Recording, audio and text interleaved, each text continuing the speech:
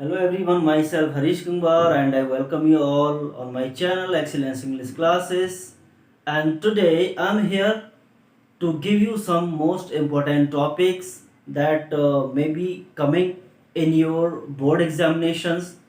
So in poems and stories, I will give you only 4 chapters, only 4 poems and 4 stories, and you will read them and you will secure very good marks. High marks you can gain by reading very less. Okay, so let's start. And those who have not subscribed my channel, please subscribe it, because I will be giving you the most important videos on this channel. So now let's start. Okay, so first of all I tell you about poems. So poem number 1, Heart of the Tree.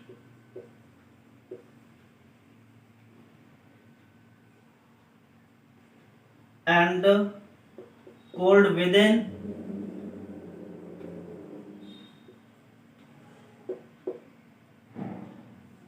And after that, Television.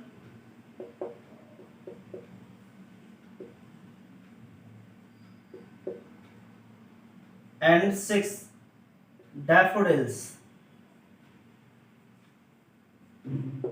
These are your most important poems this year in board examinations. I assure you, अगर आप इतनी poems को पढ़ लेते हैं तो आपके अब मार्क्स कहीं नहीं गए हैं, आपको फुल मार्क्स या जितना भी आप लिख सकते हैं। कहने का मतलब यह है कि इनमें से टॉपिक आपका बचने वाला नहीं है। ठीक है, आप अपने बैकअप के लिए एक पोएम और लर्न कर सकते हैं जो कि है 9 gold medals. Okay, 9 gold medals आप अपने बैकअप के लिए इसको और पढ़ सकते हैं। ठीक है, बाकी ये है ही important. Note down these and you can pause the video, then note down. I will tell you now most important stories.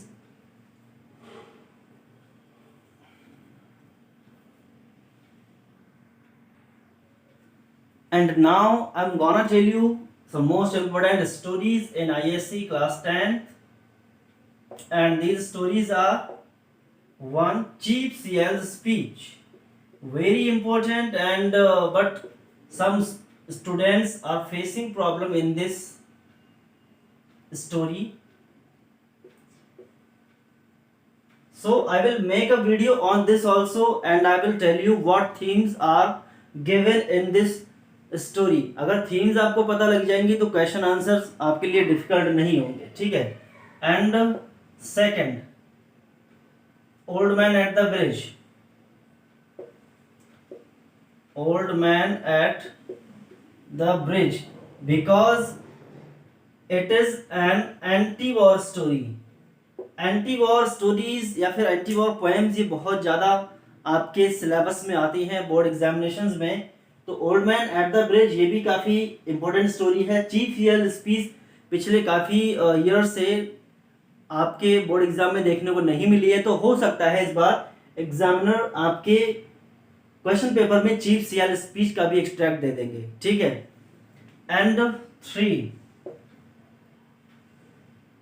A Horse and Two Goats. Very comical story. Okay, A Horse and Two Goats, जहां पर एक local language वाला इंसान Tamil speaker and one Englishman English speaker, they converse, and जो confusion create होता है वो इसमें देखने लायक है। बहुत ही हंसी इसमें लोगों को आती है। And next is an angel in disguise. An angel in disguise ये भी बहुत अच्छी स्टोरी है, बहुत पैथेटिक स्टोरी है। हैंस क्रिश्चियन एंडरसन की, जिसमें बताया गया है नहीं, वो तो हैंस क्रिश्चियन एंडरसन की नहीं है ये स्टोरी, बट इस स्टोरी में बताया गया है एन एंजल इन डिस्गाइज में कि एक छोटी सी बीमार लड़की जिसको कोई सपोर्ट करने वाला नहीं होता है, वो किसी फैमिली में जाकर उस फैमिली को कितना अच्छा बना सकती है। उसमें ये सब कुछ बताया गया है कि जो लव है वो एसेंशियल होता है सभी के लिए, सर्वाइवल के लिए। ओके, ये स्टोरी आपकी टीएस ऑर्थर की दी हुई है।